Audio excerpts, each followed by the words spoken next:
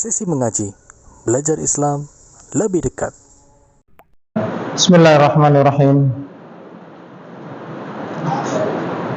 Assalamualaikum warahmatullahi wabarakatuh.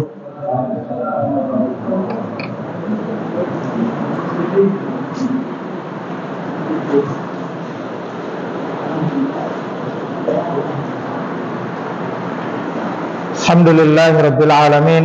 Fa innal hamdalillah nahmaduhu wa nasta'inuhu wa nastaghfiruhu wa na'udzu billahi min shururi anfusina wa min sayyiati a'malina.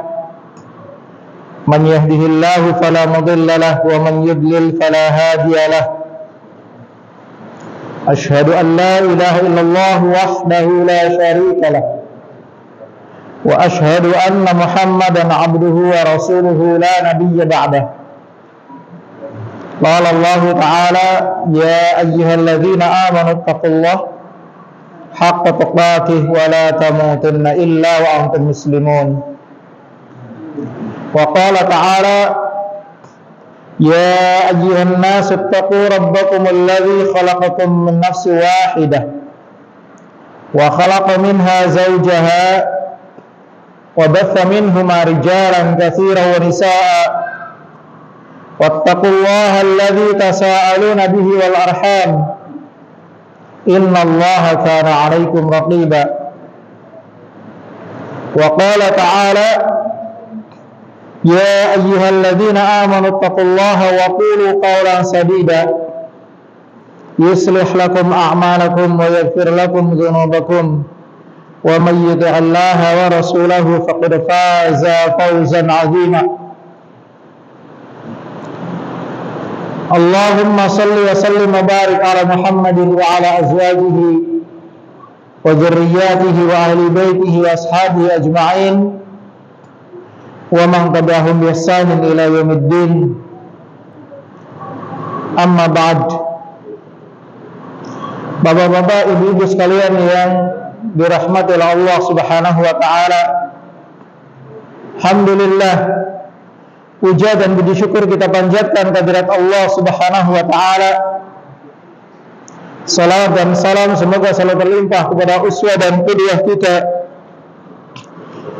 Nabi Muhammad sallallahu alaihi wasallam, dan juga kepada para sahabat beliau ridwanullah alaihim jami'a, serta seluruh umat beliau yang mengikuti jejak beliau dengan baik. Bapak-bapak, ibu-ibu sekalian yang dirahmati oleh Allah Subhanahu wa taala, kita hidup di dunia diciptakan oleh Allah Subhanahu wa taala tidak memiliki tujuan kecuali hanya untuk beribadah kepada Allah Subhanahu wa taala. Sehingga Allah Subhanahu wa taala berfirman, wa ma khalaqatul jinna wal insa illa liya'budun, dan tidaklah aku ciptakan jin dan manusia kecuali agar mereka menyembahku. Maka bagi setiap orang yang mereka beriman kepada Allah Subhanahu wa taala akan menjadikan kehidupannya, kematiannya, seluruh amalnya hanya untuk Allah Subhanahu wa taala, untuk ibadah kepada Allah Subhanahu wa taala. Sebagaimana Allah Subhanahu wa taala perintahkan, qul inna salati wa nusuki wa mahyaya wa mamati lillahi rabbil alamin la syarika lah wa bidzalika umirtu wa ana awwalul muslimin.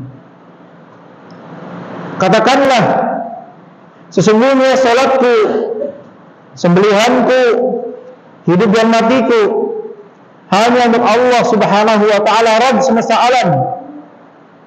Aku tidak boleh bersyirik dengan apapun disandingkan dengan Allah Subhanahu wa taala. Yang demikian itulah aku diperintahkan.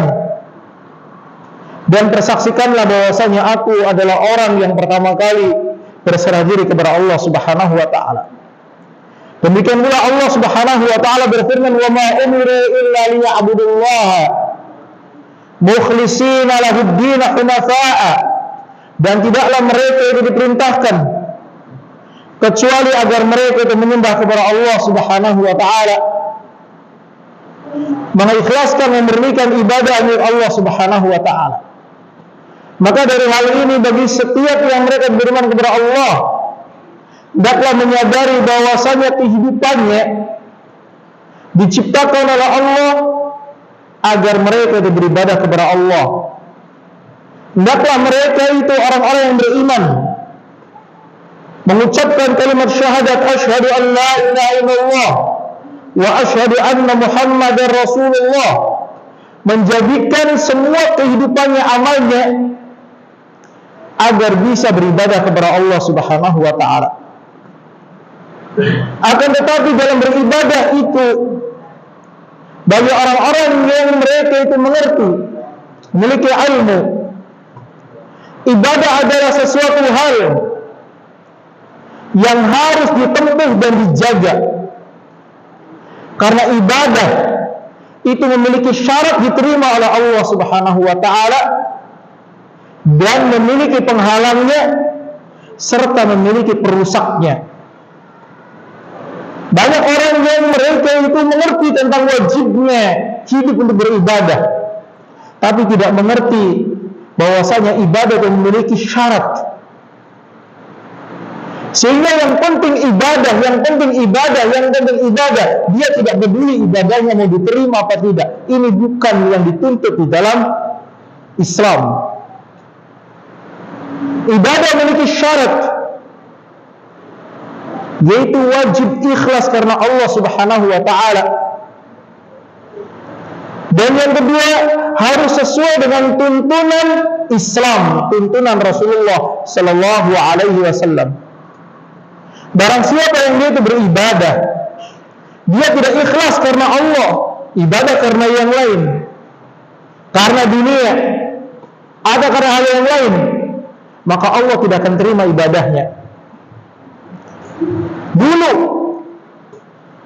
ada seorang muslim di zaman sahabat yang dia itu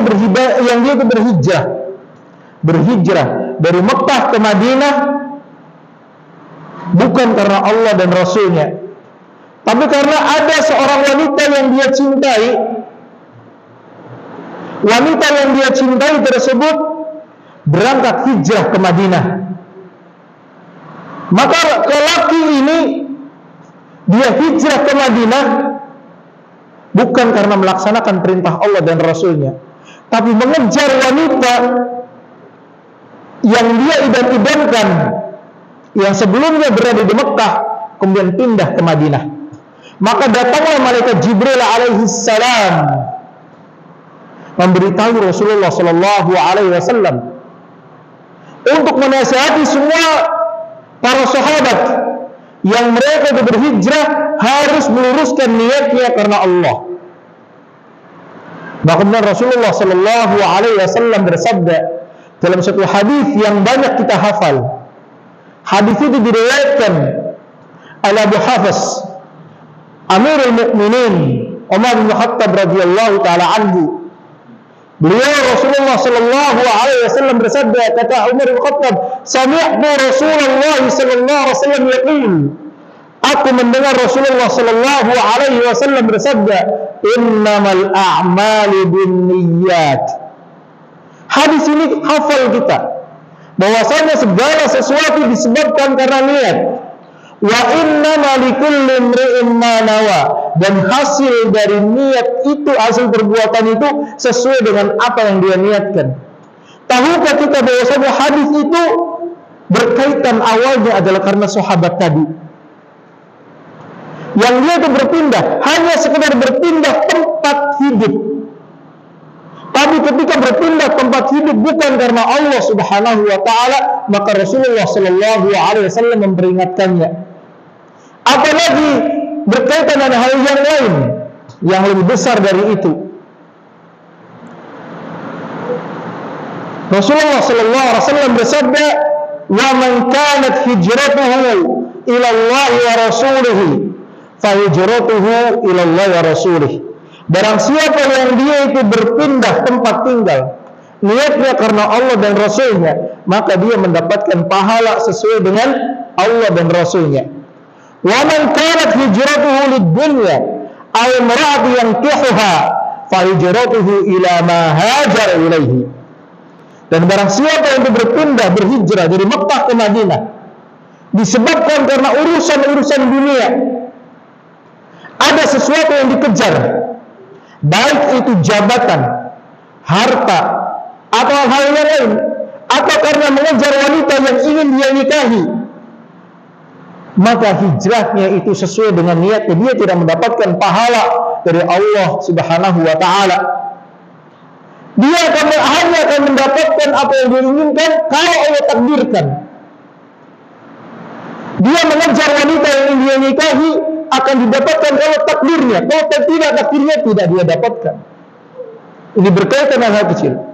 Dari hadis ini kata Al-Imam Asy-Syafi'i rahimahullah, inna hadzal hadis yadkhulu fihi 70 baban min al-fiqh. Di dalam hadis ini masuk di dalamnya ada 70 bab masalah fikih, kata Imam Syafi'i.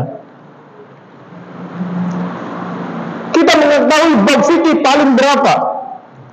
Taharah, salat, puasa dan seterusnya. Bisa kita hitung.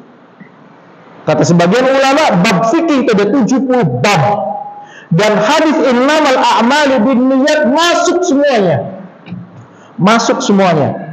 Maka barang siapa yang mengerjakan permasalahan-permasalahan ibadah, dia tidak memenuhi syaratnya ikhlas karena Allah, maka ibadahnya akan tertolak, tidak diterima oleh Allah Subhanahu wa ta'ala. Dan ini harus diperhatikan oleh setiap orang muslim. Ketika dia beribadah, wajib dia memperhatikan ibadahnya itu akan diterima oleh Allah atau tidak. Yang pertama wajib penuhi adalah ikhlas karena Allah. Yang kedua, mengikuti sunnah atau sesuai dengan sunnah Rasulullah Sallallahu Alaihi Wasallam, sesuai dengan yang dituntunkan oleh Nabi Sallallahu Alaihi Wasallam. Tidak sendiri-sendiri, tidak sesuai keinginan. Dulu ada 3 orang yang datang kepada istri Nabi Sallallahu Alaihi Wasallam. Dia bertanya kepada Aisyah radhiyallahu taala anha tentang amal Rasulullah sallallahu alaihi wasallam. Dan Aisyah itu menjelaskan amalan Rasulullah sallallahu alaihi wasallam, dan 3 orang itu berkata, "Apalah kita ini? Rasulullah sallallahu alaihi wasallam sudah diampuni dosanya yang lalu yang akan datang, maka pantas ibadahnya biasa-biasa saja. Maka kita harus lebih daripada ibadahnya Rasulullah sallallahu alaihi wasallam." Maka satu orang itu berkata, "Aku ingin beribadah kepada Allah. Dengan cara apa? Dengan cara aku ini tidak berpuasa, dengan cara aku ini berpuasa terus menerus dan tidak berbuka." Satu lagi berkata, "Adapun aku ini ingin beribadah kepada Allah. Dengan cara apa? Sepanjang malam aku ibadah tidak tidur." Ada lagi yang berkata, "Adapun aku ingin beribadah kepada Allah dengan menjauhi wanita, tidak menikah. Karena dengan menikah sibuk dunia, sibuk menafkahi, sibuk dengan hal yang lain, pekerjaan. Akhirnya ibadah jadi terbengkalai." Maka Rasulullah sallallahu alaihi wasallam keluar dan beliau bersabda, "Aqultum kada wa kada." Apa kalian yang berkata demikian dan demikian?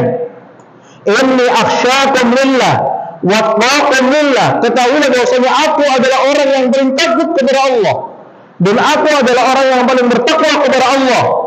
Walakin asum waftir, tapi aku puasa dan aku juga tidak puasa. Artinya kalau ada orang yang berpuasa tidak sesuai dengan apa puasanya Rasulullah SAW, maka tidak diterima oleh Allah. Wa qum warqud, dan aku sholat aku juga tidur. Kalau ada orang yang sholat sepanjang malam, ya, ini bertentangan atau tidak sesuai dengan sunnah Nabi Sallallahu Alaihi Wasallam, maka justru tidak diterima oleh Allah Subhanahu Wa Taala. Padahal bentuknya adalah ibadah. Wa tazawwajun nisa, dan aku jika menikahi para wanita. Siapa orang yang dia ingin ibadah kepada Allah dengan tidak menikah, yang disebut dalam Islam dengan tabattul, maka tidak akan diterima oleh Allah. Kata Rasulullah sallallahu alaihi wasallam, setelah beliau menyebutkan 3 perkara ini, beliau puasa dan beliau juga berbuka, beliau sholat malam dan beliau juga tidur, dan beliau menikahi para wanita.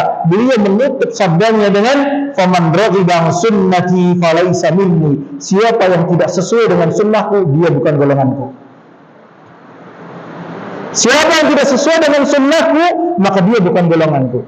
Maka dapat diperhatikan setiap muslim ketika dia ibadah kepada Allah, yang pertama niat, yang kedua sesuai atau tidak sesuai atau tidak dengan Nabi sallallahu alaihi wasallam. Karena Rasulullah sallallahu alaihi wasallam sudah menyatakan, "Faman raghiba an sunnati falaysa minni." Barang siapa yang benci dengan sunnahku, tidak suka dengan sunnahku, tidak sesuai dengan sunnahku, falaysa minni, dia bukan golonganku. Lalu buat apa kita bersyahadat? Buat apa kita Islam? Buat apa kita ini beribadah kalau ternyata Rasulullah sallallahu alaihi wasallam menolak kita menjadi umatnya? Na'udzubillah min dzalik. Harus diperhatikan oleh kita, apakah ibadah kita ini diterima atau tidak. Kemudian berikutnya, setelah kita berusaha untuk menyesuaikan ibadah itu dengan niat dan sesuai dengan sunnah atau perbuatan atau tuntunan Nabi Sallallahu Alaihi Wasallam, harus diperhatikan bahwasanya ibadah yang sudah kita terima itu bisa hilang dan rusak. Banyak orang tidak memperhatikan, dia merasa sudah membawa pahala yang banyak, dia merasa sudah membawa kebaikan yang banyak, tapi di sisi Allah Subhanahu wa Ta'ala ibadah itu menjadi hilang. Maka pentingnya kita mengetahui tentang hal-hal yang bisa merusak amal itu, agar apa yang kita bawa, apa yang telah kita berbuat tidak hilang. Saya menyusun satu makalah, yang makalah itu saya kaji rutin di kota Banjarnegara. Ada 33 bab, ada 33 bagian yang menyebabkan amal seseorang menjadi rusak. Mungkin di sini akan kita kupas secara singkat saja sebagian-sebagiannya. Yang pertama, murtad. Banyak orang menganggap bahwasanya murtad sesuatu yang ringan. Dia pindah agama, lebih-lebih di kota besar, lebih-lebih orang-orang yang mereka tenar, mudah sekali pindah agama, dari satu agama pindah ke agama lain, pindah lagi ke agama lain, menganggapnya dia masih hidup dan mungkin bisa bertobat atau menganggap satu hal yang lain. Padahal murtad di sisi Allah akan menghapuskan semua amal, menghapuskan semua pahala. Pahala kita segunung sampai menyentuh langit, kemudian murtad, hilang dia seluruh pahalanya. Maka jangan dimain-mainkan kehidupan kita ini. Hidup kita untuk ibadah kepada Allah, diciptakan oleh Allah untuk ibadah. Jangan bermain-main dengan murtad, yang dalam istilah Islam disebut dengan riddah.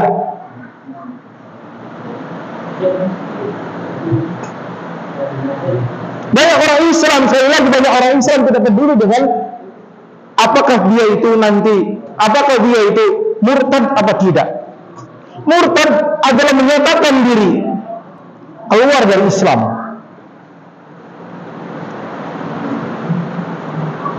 Dan ini tidak boleh main-main. Tidak boleh main-main, baik guyonan atau dibentuk dalam suatu atau misalnya drama atau apa. Tidak boleh main-main dalam murtad itu. Allah Subhanahu wa Ta'ala berfirman di dalam surat Al-Baqarah ayat yang 217.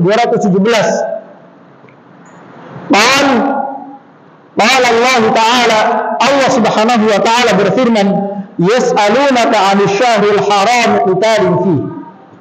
Mereka bertanya kepada Nabi Muhammad sallallahu alaihi wasallam tentang bulan-bulan haram untuk berperang. Bulan dalam Islam ada 12. Inna 'iddata syuhuri indallah 12 syahra fi kitabillah. Bulan dalam Islam ada 12. Di dalam bulan dalam 12 itu ada 4 bulan haram. Bismillah.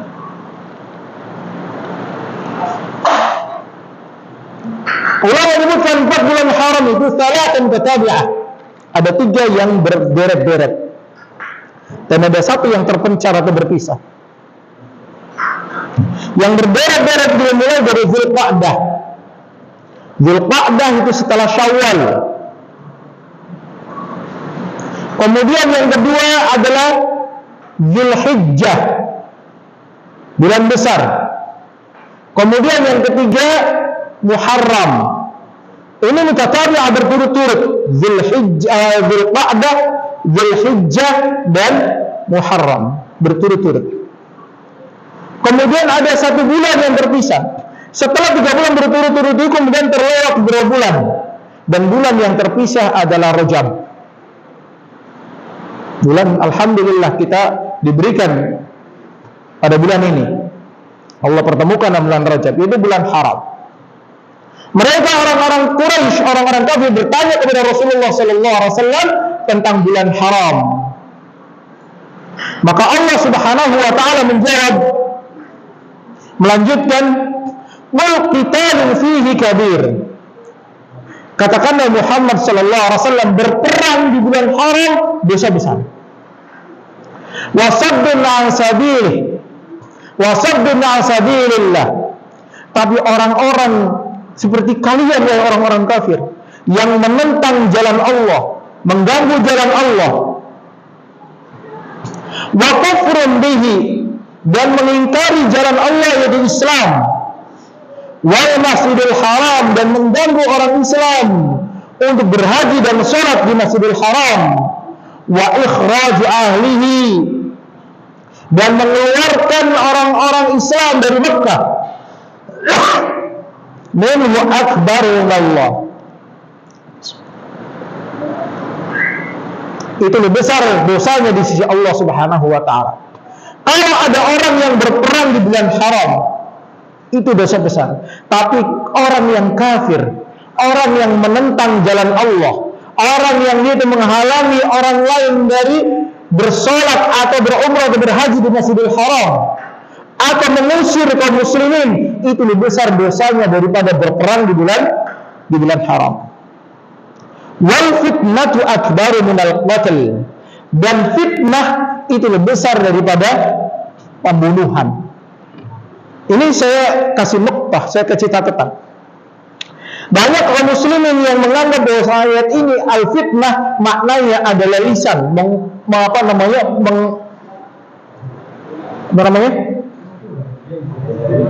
menuduh. Memfitnah, menuduh. Buka tafsir. Makna fitnah di situ adalah syirik. Artinya kemusyrikan orang-orang kafir Quraisy akbaru minal qatl, dosanya lebih besar daripada pembunuhan. Orang yang berbuat syirik dosanya lebih besar daripada membunuh. Fitnah di sini bukan menuduh, bukan. Yang dimaksud adalah syirik. Yang dimaksud adalah syirik. Ya. Kemudian Allah berfirman, wala yazaluna yuqatilukum hatta yaruddukum an dinikum in istata'u. Dan mereka orang-orang kafir senantiasa tidak akan pernah berhenti untuk memerangi kalian ya orang-orang muslim, sampai mereka mampu mengeluarkan kalian dari agama kalian, sampai membuat kalian murtad.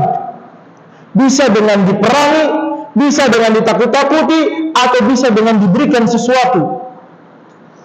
Perhatikan Bapak Ibu sekalian dirahmati Allah Subhanahu wa taala. Allah berfirman, "Wa may yartadid minkum ma'an dinihi." Barang siapa yang dia itu terpengaruh dengan orang-orang kafir, kemudian dia murtad, berbalik dari agamanya, saya wa kafir, maka kemudian dia matinya dalam kondisi kafir. Fa ulaika habitat a'maluhum fid dunya wal akhirah. Ayat ini perhatikan, maka mereka itulah orang-orang yang akan terhapus seluruh amalnya di dunia dan di akhirat. Orang-orang yang murtad terhapus seluruh amalnya di dunia dan di akhirat. Lalu apa balasannya di akhirat?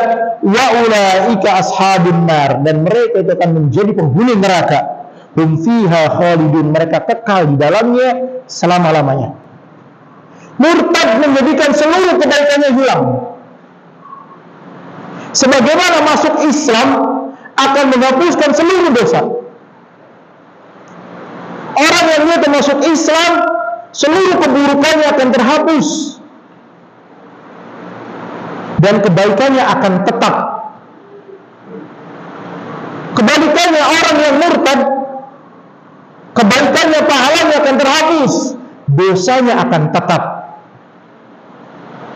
Maka perhatikanlah, di akhir zaman nanti akan terjadi banyaknya orang-orang yang mereka itu mudah untuk berpindah agama, sampai-sampai Rasulullah sallallahu alaihi wasallam bersabda, "Badal Islamu ghariban wa sayaudu ghariban kama bada'a fatuba lil ghuraba." Nah, Islam itu datang dulunya asing, banyaknya orang yang kafir, Islamnya sedikit. Islam asing. Dan nanti pada suatu zaman akan kembali Islam itu menjadi asing. Ada orang yang murtad secara terang-terangan dan ada orang yang murtad secara sembunyi-sembunyi. Fatuba lil ghuraba. Dan akhirnya Islam menjadi asing. Maka dalam kondisi demikian itu, orang-orang yang tetap berpegang teguh dengan Islam disebutkan oleh Rasulullah sallallahu alaihi wasallam fatuba. Apa artinya fatuba? Bukan. Fatuba itu artinya orang-orang itu akan berada di bawah pohon surga yang namanya pohon tuba. Di surga ada satu pohon yang sangat besar. Pohon itu disebut dengan pohon tuba.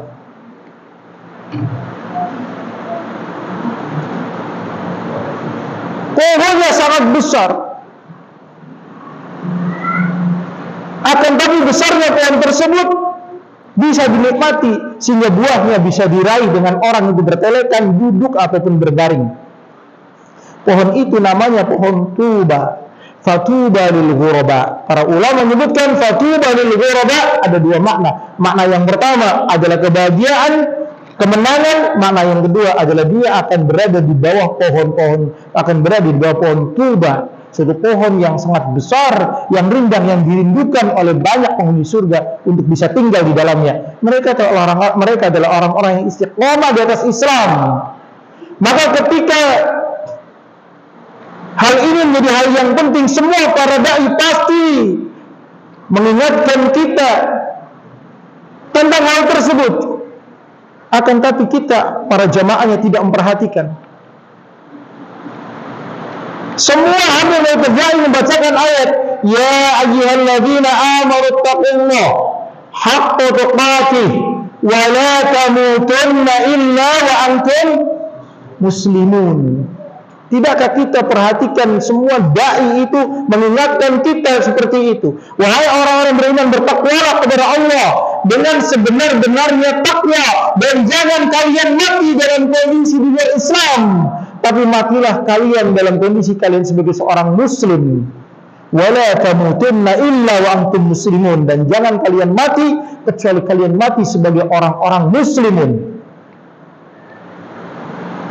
Ayat ini mengalir begitu saja. Di telinga kita tidak kita perhatikan betapa pentingnya agar amal kita tidak rusak. Diingatkan setiap saat oleh para muballigh, para dai, ayat ini agar kita ini tidak murtad. Yang kedua yang merusak amal adalah amal perkataan atau akidah kufur, kekafiran, kufur. Kekufuran itu bisa lewat lisan, mencaci maki agama Allah, mencaci maki Allah dan Rasulnya, mengejek agama Islam, syarat Islam diejek. Kadang kita guyonan tentang masalah sholat, guyonan tentang masalah puasa dengan lisan-lisan kita, padahal bisa jadi itu membuat kufur. Atau dalam perbuatan kita, perbuatan kufur, perbuatan yang mengingkari keimanan kepada Allah, mengingkari keimanan kepada malaikat Allah, kepada kitab-kitab Allah, Rasulullah, mengingkari hari kiamat, mengingkari takdir. Atau dengan akidah seseorang yang meyakini sesuatu, yang sesuatu itu justru ditentang oleh Rasulullah sallallahu alaihi wasallam dan para sahabatnya, diperangi oleh Rasulullah sallallahu alaihi wasallam dan para sahabatnya. Karena semakin hari umat itu semakin jauh dari agamanya, maka mendekati hari kiamat semakin mudah seseorang menjadi kufur. Kata Rasulullah sallallahu alaihi wasallam, nanti besok dari kiamat itu akan terjadi yasbihu ar-rajul mu'minan wa yamsi kafira. Pagi harinya seorang itu dia mukmin, sore harinya dia sudah menjadi kafir. Wa yamsi mu'minan wa yasbihu kafira. Dia sore harinya dalam kondisi mukmin, pagi harinya besoknya sudah menjadi kafir. Banyak orang itu mengucapkan satu perkataan, kata Rasulullah sallallahu alaihi wasallam, ada seseorang yang mengucapkan satu kalimat, yang satu kalimat itu dia anggap enteng, tapi besok dari kiamat menenggelamkannya ke dalam neraka jahanam 70.000 tahun. Kalimatnya enteng dia ucapkan.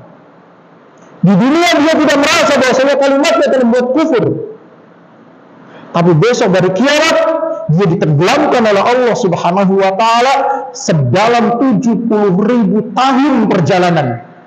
Bukan meter, perjalanan. Disebabkan karena kufur. Dan banyak orang-orang yang mereka itu ketika di dunia menganggap telah berbuat baik. Sebenarnya Allah Subhanahu wa taala berfirman, "Ya ayyuhalladzina amanu, hal adullukum bil akhsarina a'mala? Hal unabbi'ukum bil akhsarina a'mala?" Wahai orang yang beriman, maukah aku tunjukkan, aku beritahukan kepada kalian orang yang paling rugi amalnya? Alladzina dhalla sa'yuhum fil hayatid dunya wa hum yahsabuna annahum yuhsinuna sun'a. Itu orang yang dia di dunia telah tersesat, tapi dia merasa telah membawa kebaikan yang sangat banyak. Kekufuran lisannya, kekufuran anggota badannya, kekufuran hatinya kepada Allah Subhanahu wa taala membuat hilang semua amal-amalnya. Dan dalam surat Al-Maidah ayat kelima, tadi dalam surat Al-Kahfi, kemudian dalam surat Al-Maidah ayat kelima, Allah Subhanahu wa taala berfirman, "Wa qadimna ila ma 'amilu min 'amalin faj'alnahu waba'an manthura." Maka kami akan hadapi semua amal yang dia anggap baik di akhirat kelak. Faj'alnahu waba'an manthura, maka akan kami jadikan amalan tersebut sebagai apa? Debu-debu yang berterbangan. Tahukah kita, Bapak Ibu sekalian, siapa orang yang maksud dalam ayat ini? Ibnu Katsir rahimahullah menyebutkan ayat ini berkaitan dengan 3 golongan manusia. Ayat ini berkaitan dengan 3 golongan manusia. Yang pertama adalah orang-orang kafir musyrik. Agama-agama di luar Islam mengaku beribadah, mengaku mendapatkan pahala, mengaku mendapatkan kebaikan, bahkan mereka mengaku akan menjadi penduduk surga. Tapi di hadapan kelak amal yang mereka anggap baik itu akan dijadikan oleh Allah debu-debu yang berterbangan. Yang kedua, ahlul kitab, Yahudi dan Nasrani. Orang-orang Yahudi dan Nasrani, mereka menganggap telah beribadah kepada Allah. Bahkan mereka mengatakan la yadkhulul jannah illa man kana hudan aw nasara. Wahai orang Islam, mereka berkata dulu di zaman Nabi, tidak akan masuk surga kecuali menjadi orang Yahudi atau orang Nasrani. Dan mereka mengaku nahnu abna'ullah wa ahibba'uh. Kami ini anak-anaknya Allah dan kekasih-kekasihnya Allah. Mereka akan dijadikan amal-amal mereka seperti debu-debu yang berterbangan. Yang ketiga adalah orang yang mereka itu orang muslim. Dia beribadah kepada Allah tapi tidak memenuhi syarat dan rukunnya. Dia tidak memenuhi syarat-syarat ibadahnya. tidak sesuai dengan Islam, tidak sesuai dengan sunnah Nabi Shallallahu Alaihi Wasallam. Allah Subhanahu Wa Taala jadikan mereka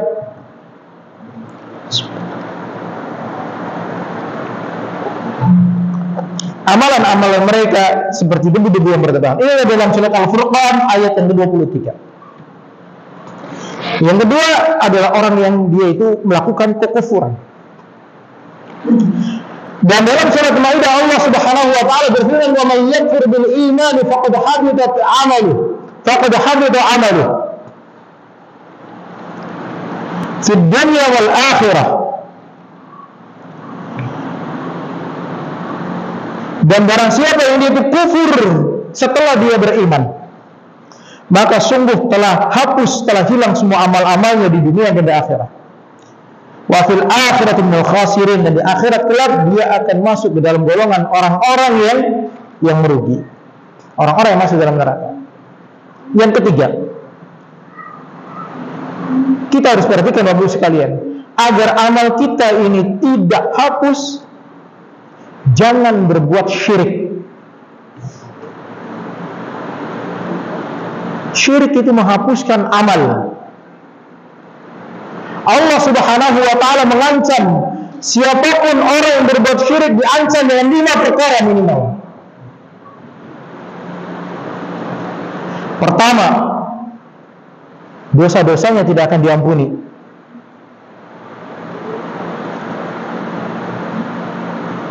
Innallaha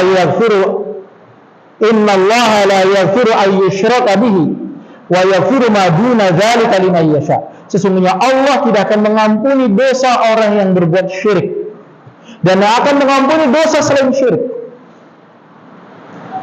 Kedua, orang yang berbuat syirik akan hapus semua amalnya. Allah Subhanahu wa taala berfirman kepada Rasulullah sallallahu alaihi wasallam, "Wa laqad uhiya ilaika wal ladzina min qablika la in asyrakta la yahbatanna 'amaluka wa la takunanna minal khasirin." Sungguh telah kami wahyukan kepada nabi-nabi sebelummu, kepada nabi-nabi sebelummu seperti Nabi Adam sama Nabi Isa alaihi salam. Telah kami wahyukan, dan juga wahyukan kepadamu, la in asyrakta la yahbatanna 'amaluka. Apabila engkau bersyirik kepada Muhammad sallallahu alaihi wasallam, akan hapus semua amalmu. Padahal siapa Nabi sallallahu alaihi wasallam? Al-Mustafa, orang yang dipilih oleh Rasulullah sallallahu alaihi wasallam. Dipilih oleh Allah Subhanahu wa taala. Habibullah wa khaliluhu. Kekasihnya dan dicintai oleh Allah Subhanahu wa taala. Dan dijamin segalanya masuk surga, diampuni dosanya. Tapi Allah mengancam kepada Nabi sallallahu alaihi wasallam, kalau Nabi berbuat syirik, maka semuanya akan hapus. Maka jangan main-main kita. Siapa kita? Dijamin masuk surga tidak. Dicintai Allah belum pasti. Dipilih oleh Allah tidak. Maka kalau di antara kita yang berbuat syirik, lebih berhak untuk mendapatkan ancaman itu daripada Rasulullah sallallahu alaihi wasallam. Ketiga, orang yang berbuat syirik, dia haram masuk ke dalam surga. Surga milik Allah, bukan milik siapa-siapa. Dan orang masuk surga itu atas izin Allah, atas ridha Allah, dan Allah tidak akan izinkan dan tidak akan diridhai orang yang dia itu berbuat syirik. Allah Subhanahu wa taala berfirman, "Innahu may yusyrik billah faqad harrama 'alaihi al-jannah wa ma'wahu an-nar wa ma lidh-dhalimin min ansar." Dalam satu ayat ini ada 3 ancaman bagi orang yang berbuat syirik. Innahu may yusyrik billah, barang siapa yang dia berbuat syirik kepada Allah, faqad harrama 'alaihi al-jannah, faqad harrama Allahu 'alaihi al-jannah, maka Allah haramkan dia masuk dalam surga. Wa ma'wahu an-nar, Allah tetapkan dia tempatnya di neraka. Wa ma lidh-dhalimin min ansar, dan dia tidak akan mendapatkan syafaat dari siapapun. Orang berbuat syirik dalam ayat ini diancam dengan 3 ancaman, haram masuk surga. Yang kedua, apa? Tempatnya di neraka. Yang ketiga, tidak mendapatkan syafaat. Dengan digabung 2 ayat yang tadi, kita dapati minimal ada 5 ancaman Allah Subhanahu wa ta'ala kalau ada orang yang dia itu berbuat syirik kepada Allah. Maka Allah menyatakan, innal masajida lillah fala tad'u ma'allahi ahada. Masjid itu kepunyaan Allah, bukan milik siapa-siapa. Dalam surat Al-Jin, Allah Subhanahu wa ta'ala berfirman, fa innal masajida lillah, sungguhnya masjid kepunyaan Allah. Fala tad'u ma'allahi ahada. Maka jangan kalian berdoa di masjid itu berdoa kepada Allah, juga berdoa kepada yang lain. Pertama, ancamannya tidak diampuni dosanya. Yang kedua, ancamannya apa? Hapus semua amalnya. Yang ketiga, ancamannya apa? Haram masuk ke dalam surga. Yang ketiga, yang keempat, ancamannya apa? Ditempatkan di neraka, menjadi penduduk neraka. Yang kelima, ancamannya apa? Tidak mendapatkan syafaat bagi orang yang berbuat syirik kepada Allah Subhanahu wa ta'ala. Isya'nya jam berapa? Sudah masuk belum? 6 menit lagi.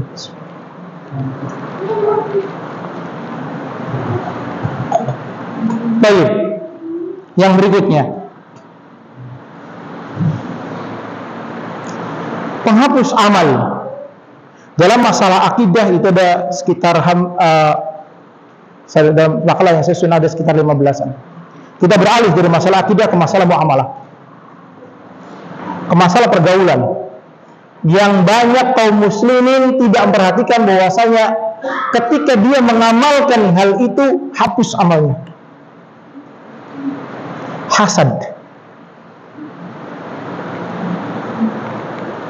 dengki dan iri. Dengki dan iri adalah perusak amal. Kedengkian yang timbul pada hati seseorang akan menghapuskan amalnya sedikit demi sedikit atau banyak terus menerus sampai habis sama sekali. Dan kedengkian ini membuat madarat bagi dirinya. Apa yang namanya hasad? Apa yang namanya dengki? Karahan ni'ma 'anil ghair, kata para ulama. Tidak suka kalau ada orang lain mendapatkan nikmat. Wa yatamanna an zawali, dan dia berharap agar nikmat dari orang tersebut hilang.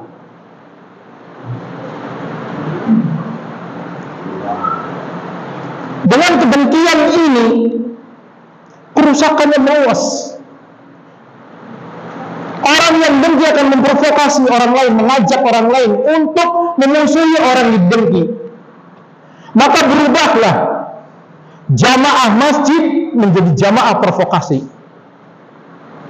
Grup-grup yang tadinya ada di grup masjid atau grup kajian berubah menjadi grup provokasi. Disebabkan karena berkumpulnya orang-orang yang dengki yang ada di situ. Bahkan kedengkian itu provokasi atau misalnya seterusnya itu berubah dari setelah kajian, yang setelah kajian itu ramah tamahnya berubah menjadi provokasi. Disebabkan karena dengki. Maka Rasulullah SAW bersabda, wa iyyakum wal hasad. Jauhilah oleh kalian dengki, hasad. Fa innal hasada ya'kulul hasanat kama ta'kulun naral hatab. Jauhi oleh kalian dengki, karena dengki itu akan memakan kebaikan-kebaikan kalian sebagaimana api yang memakan kayu bakar. Tidakkah kayu bakar itu akan cepat menjadi hilang sesuai dengan kadar besarnya api? Ketika api itu besar, maka kayu bakar akan cepat hilang. Ketika api kecil, maka dia akan sedikit-sedikit. Maka kata para ulama, tidaklah seseorang itu dia terkena dengki atau terpengaruh dengan dengkinya orang lain, kecuali akan merambah pada dosa-dosa yang begitu banyak. Ghibah, seperti tadi, Grup yang harusnya grup kajian, grup masjid berubah menjadi grup ghibah.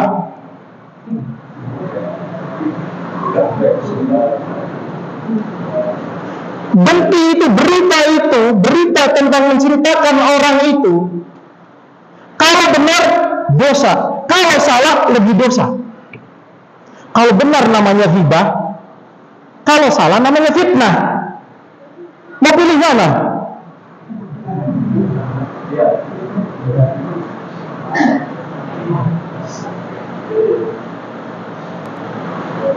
Grup yang harusnya grup tanasuh, grup yang saling menasehati.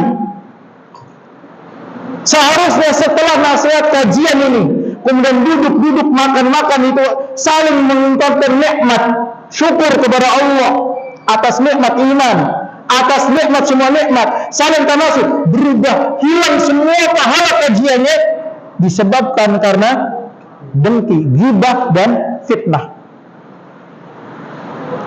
Berikutnya apa lagi?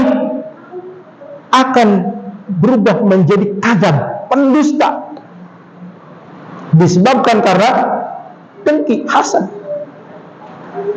Berubah menjadi hasad, berubah menjadi kadzab, yaitu kedustaan, disebar kedustaan.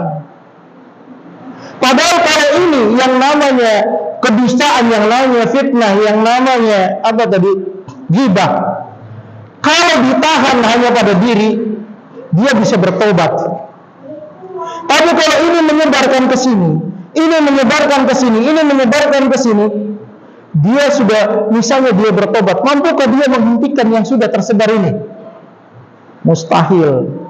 Maka tetap dia akan mempertanggungjawabkan besok hari kiamat.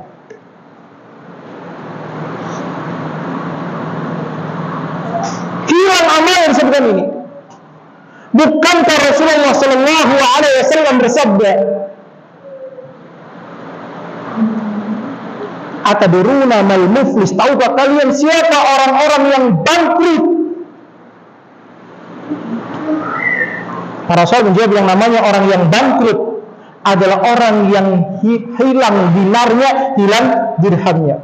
Kata Rasulullah sallallahu alaihi wasallam, al-muflisu min ummati, orang yang bangkrut dari umatku, alladzi yati yaumal qiyamah bi salatihi wa qiyamihi wa sadaqatihi, orang yang datang di hari kiamat dia membawa pahala salatnya, membawa pahala puasanya, membawa pahala sedekahnya, walakin qad syatama fulan, tapi mulutnya telah mencaci maki si fulan, mulutnya telah memfitnah si fulan, mulutnya telah memprovokasi si fulan, mulutnya telah memfitnah si fulan. Wadaraba fulan, tangannya tidak berhenti untuk menyakiti orang lain. Wasafaka dama fulan, bahkan sampai melakukan pembunuhan. Maka orang demikian besok kiamat pahala dari sholatnya, pahala puasanya, pahala sedekahnya, zakatnya, semua pahalanya akan kemana? Diberikan kepada orang yang tadi difitnah, diberikan kepada orang yang tadi dicaci maki, diberikan kepada orang yang tadi digibah, diberikan kepada orang yang tadi didustakan. Akhirnya bangkrut dia, hapus semua amalnya. Banyak orang tidak peduli kaum muslimin tentang masalah ini. Ia menyangka sudah besok hari kiamat memikul pahala sholat, besok hilang semuanya. Dan kata Rasulullah sallallahu alaihi wasallam, kalau pahala yang dia punya itu tidak cukup untuk menutup keburukannya kepada orang ini, apa yang akan dilakukan oleh Allah? Dosa orang ini akan ditimpakan kepada orang tersebut, padahal dia ahli ibadah, padahal dia orang yang banyak amalnya.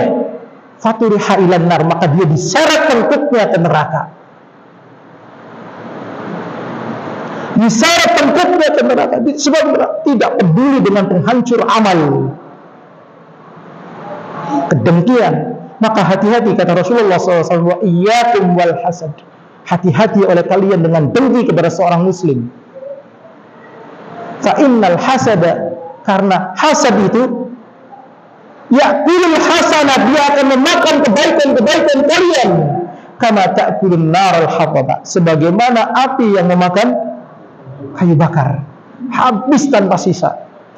Kita lihat kalau apinya begitu membara dan besar, kayu bakar sekeras apapun dia menjadi debu, tidak memiliki kekuatan sama sekali, hapus, tidak menjadi manfaat. Mungkin ini yang bisa kita sampaikan, semoga menjadi manfaat bagi saya dan kepada antum sekalian. Ya, kita akhiri sampai ini. Ya, semoga menjadi manfaat bagi saya dan bagi Bapak Ibu sekalian dirahmati oleh Allah Subhanahu wa taala, menjadikan jalan kebaikan kita di dunia dan di akhirat, mengampuni dosa-dosa kita, kedua orang tua kita dan seluruh kaum muslimin. Wassallallahu ala Muhammadin wa ala alihi wa sahbihi wa barik wasallam. Assalamualaikum warahmatullahi wabarakatuh.